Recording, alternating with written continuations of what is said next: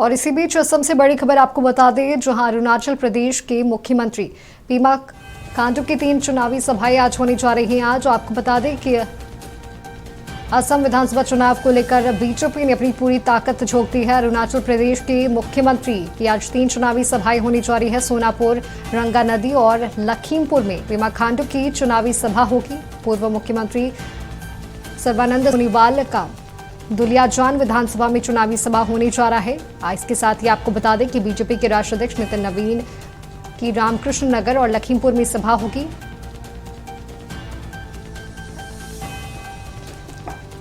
अधिक जानकारियों के साथ हमारे इनपुट एडिटर नीलज सिंह हमारे साथ लाइव जुड़े हुए हैं।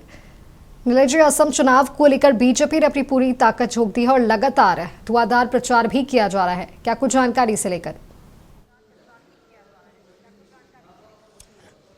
बिल्कुल माधवी, देखिए आज असम में कई सभाएं हैं, जिसमें कि आपने जिस तरीके से बताया कि राष्ट्रीय अध्यक्ष नितिन नवीन की आज सभा है, वहीं पूर्व मुख्यमंत्री सर्बानंद सोनोवाल की भी सभा है। अरुणाचल प्रदेश के मुख्यमंत्री भी यहाँ कैंप किए हुए हैं। कल उनकी ढेकियाजुली में सभा हुई थी और आज उनके कई जगहों पर सभा है। लखीमपुर में सभा है, सोनापुर में सभा है और इसके अलावा जो अन्य जो नेतागण हैं वो भी आएंगे। जो यहाँ के स्थानीय जो नेता हैं, हिमंता बिश्वा शर्मा से लेकर सर्बानंद सोनोवाल से लेकर दिलीप सैकिया, तमाम लोग अपने अपने क्षेत्रों में प्रचार में लगे हुए हैं, चुनावी सभाओं में लगे हुए हैं, पब्लिक के साथ मीटिंग कर रहे हैं। साथ ही साथ जो कार्यकर्ता हैं उनके साथ भी बैठक कर रहे हैं, रणनीति बना रहे हैं।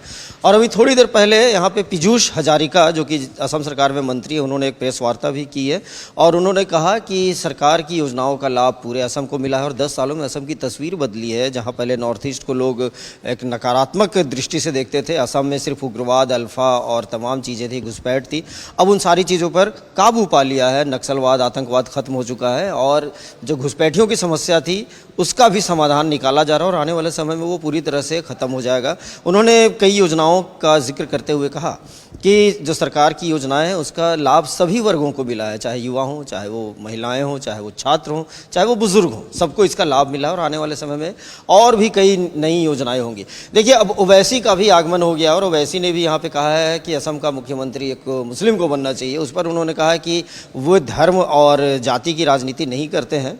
इस पर उन्होंने कहा कि पहले कभी भी चुनावी सभाओं में अल्लाहू अकबर का नारा नहीं लगता था, लेकिन ओवैसी की सभाओं में ये लग रहा है, यानी कि असम की जनता को एक नए, कहा जाए तो सांप्रदायिक रंग में झोंकने की कोशिश है और यहाँ पे ऐसा असम की जनता नहीं होने देगी। वो इस तरह की जो तोड़ने वाली जो शक्तियाँ हैं उसे करारा जवाब देगी और आने वाले समय में यहाँ पर फिर से तीसरी बार बीजेपी की सरकार बनेगी।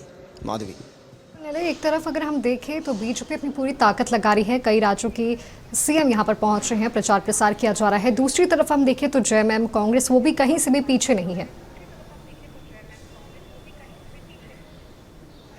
बिल्कुल, देखिए सिर्फ बीजेपी ही नहीं बल्कि कांग्रेस के भी तमाम नेता यहाँ पे आ चुके हैं। अगर हम झारखंड की बात करें तो झारखंड के मुख्यमंत्री हेमंत सोरेन और उनकी पत्नी कल्पना सोरेन दोनों यहाँ पर चुनावी सभाएं कर रहे हैं। और मंत्रियों की अगर हम बात करें तो हफीजुल हसन और योगेंद्र प्रसाद, झारखंड जेएमएम के कोटे के जो मंत्री हैं वो हैं।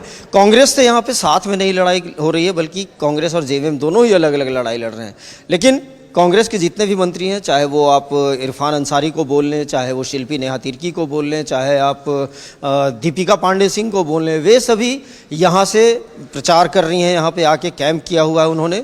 और इसके अलावा बंधु तिर्की जो कांग्रेस के वरिष्ठ नेता हैं, कांग्रेस के असम प्रभारी भी हैं, वे भी यहाँ पे लगातार पिछले कई दिनों के आप कह सकते हैं कई हफ्तों से कैंप किए हुए हैं और यहाँ पे उनकी सभाएं भी हो रही हैं। तो कोई भी पीछे नहीं है, चाहे वो बीजेपी हो, चाहे वो कांग्रेस हो, चाहे वो जेएमएम हो। ये अलग बात है कि इंडी गठबंधन यहाँ पे टूट चुका है और अब कांग्रेस और जेएमएम जो है वो दोनों अलग अलग चुनाव लड़ रहे हैं। झारखंड और बिहार के बाद अब बीजेपी असम में घुसपैठ का मुद्दा उठा रही है, इससे कितना फायदा देखने को मिल रहेगा? देखिए, जाहिर सी बात है कि जब राजनीतिक परिस्थितियां बदलती हैं तो उसका नफ़ा नुकसान ज़रूर होता है। फिलहाल फ़ायदा या नुकसान कितना होगा ये तो चुनाव के परिणाम बताएंगे, लेकिन अभी भाजपा का मनोबल ज़रूर बढ़ा है और कांग्रेस कहीं ना कहीं थोड़ी सी बैकफुट में नज़र आ रही है। माधवी जी बिल्कुल नीरज जी, आपका बहुत बहुत धन्यवाद हमारे साथ जुड़ने के लिए, तमाम जानकारी हमारे साथ साझा करने के लिए। तो आपको बता दें कि असम विधानसभा चुनाव को लेकर बीजेपी ने अपनी पूरी ताकत झोंक दी है और आज अरुणाचल प्रदेश के मुख्यमंत्री की 3 चुनावी सभा होनी है। इसके साथ ही पूर्व मुख्यमंत्री सर्बानंद सोनोवाल की भी चुनावी सभा होगी और साथ साथ बीजेपी के राष्ट्रीय अध्यक्ष नितिन नवीन भी चुनावी सभा को संबोधित करेंगे।